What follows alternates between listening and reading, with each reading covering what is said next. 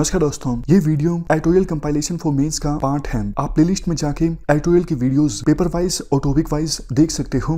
और अगर आप दिसंबर 2019 के बाद की वीडियोस को देखना चाहते हो तो वीडियो के नीचे मौजूद ज्वाइन बटन की सहायता से आप मेंबरशिप को ज्वाइन कर सकते हो। चलिए डिस्कशन स्टार्ट करते हैं।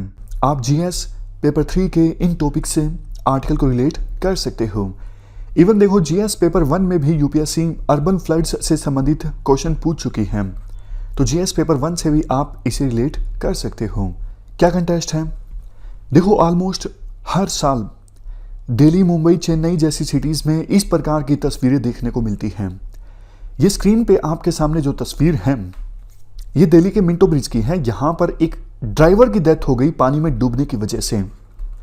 लेकिन बावजूद इसके, चूंकि देखो फ्लड हर साल आती है, पानी हर साल जमा हो जाता है, बावजूद इसके सरकारों के द्वारा कोई एक्शन नहीं लिया जाता है इस प्रकार की अर्बन फ्लडिंग को रोकने के लिए। क्वेश्चन ये उठता है कि आखिरकार अर्बन एरियाज में फ्लड आती क्यों है?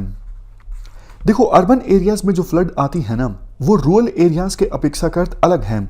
आमतौर पे ग्रामीण इलाकों में जो बाढ़ आती है वो नदी में पानी का लेवल बढ़ने की वजह से आती है। पानी का लेवल इतना बढ़ जाता है कि एम्बैंकमेंट तोड़ के पानी बाहर आ जाता है और बहुत सारे इलाके जलमग्न हो जाते हैं, यानी वहाँ पर पानी जमा हो जाता है। लेकिन देखो, अर्बन एरियाज में बाढ़ अक्सर इसलिए आती है क्योंकि एकदम से बहुत तेज बारिश आ जाती है, लेकिन बारिश के कारण जो पानी जमा हुआ है उसकी निकासी नहीं हो पाती, पानी जल्दी से ड्रेन नहीं हो पाता। इस वजह से अर्बन एरियाज में फ्लड देखने को मिलती है। और इस बार जैसा इंडियन मीटरोलॉजिकल डिपार्टमेंट ने फोरकास्ट किया है कि सामान्य से ज़्यादा बारिश होगी देश के कुछ इलाकों में। दिल्ली की बात करें, अकेले 19 जुलाई को 70 mm की बारिश हुई। मुंबई में अभी तक 26% ज़्यादा रेनफॉल हुई है पिछले साल के अपेक्षाकृत, तो जल भराव की सिचुएशन ज़्यादा पैदा होगी।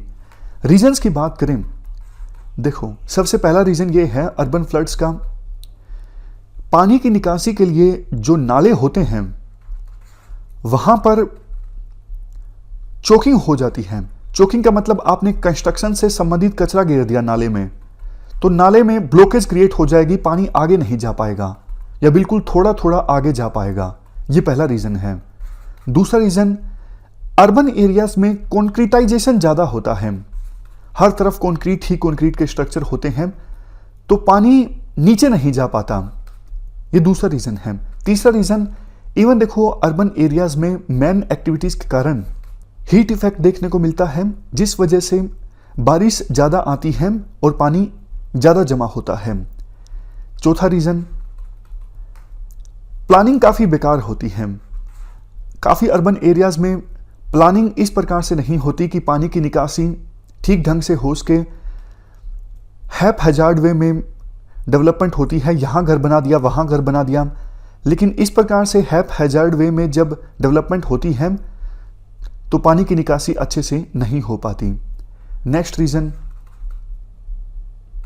इलीगल एंक्रोचमेंट हो जाती है। जो देखो, पहले नेचुरल नाले हुआ करते थे या फिर नदियां हुआ करती थी, वहां पे इंक्रोचमेंट हो जाता है, मतलब लोग घर बना के बैठ जाते हैं या फिर कुछ दूसरे स्ट्रक्चर बना लिए, अतिक्रमण हो गया, इस वजह से वहां से अब पानी की ड्रेनिंग नहीं हो पाती। नेक्स्ट रीजन, इवन देखो, जो सीवरेज हैं वो भी बहुत पुराने हैं।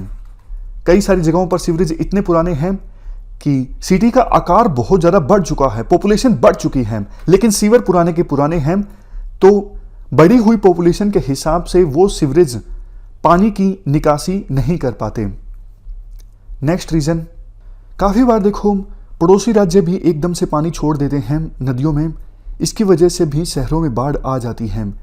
जैसे दिल्ली का आरोप लगता है हरियाणा के ऊपर कि आपने एकदम से यमुना नदी में पानी छोड़ दिया, यमुना में जो पानी का लेवल है काफ़ी ज़्यादा बढ़ गया दिल्ली में और इसकी वजह से बाढ़ आ गई।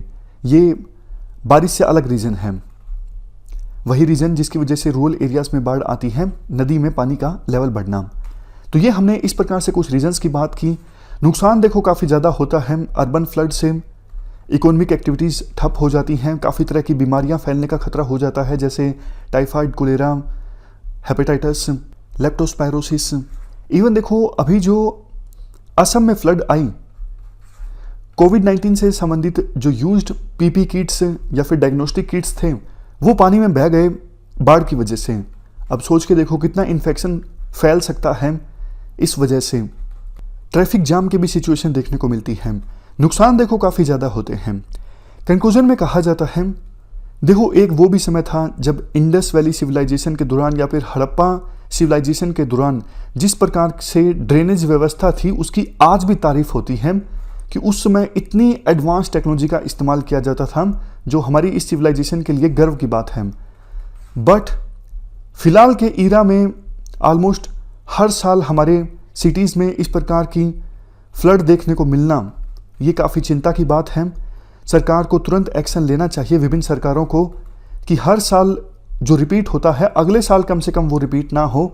दुनिया में या फिर इवन हमारे देश में कई सिटीज़ में जो बेस्ट प्रैक्टिसेस को फॉलो किया जाता है इन फ्लड्स को रोकने के लिए, उन बेस्ट प्रैक्टिसेस को फॉलो किया जाए। जैसे लेटेस्ट टेक्नोलॉजी के साथ हर साल मानसून सीजन से पहले ड्रेन्स की सफाई करना, ये इंश्योर करना कि कंस्ट्रक्शन संबंधित कचरा जो है या फिर ऐसा वेस्ट जो आसानी से डिस्पोज नहीं होता है उसको नदियों नाली में नहा बहाया जाए। एंक्रोचमेंट अगर होती है तो उस पर तुरंत एक्शन लिया जाए।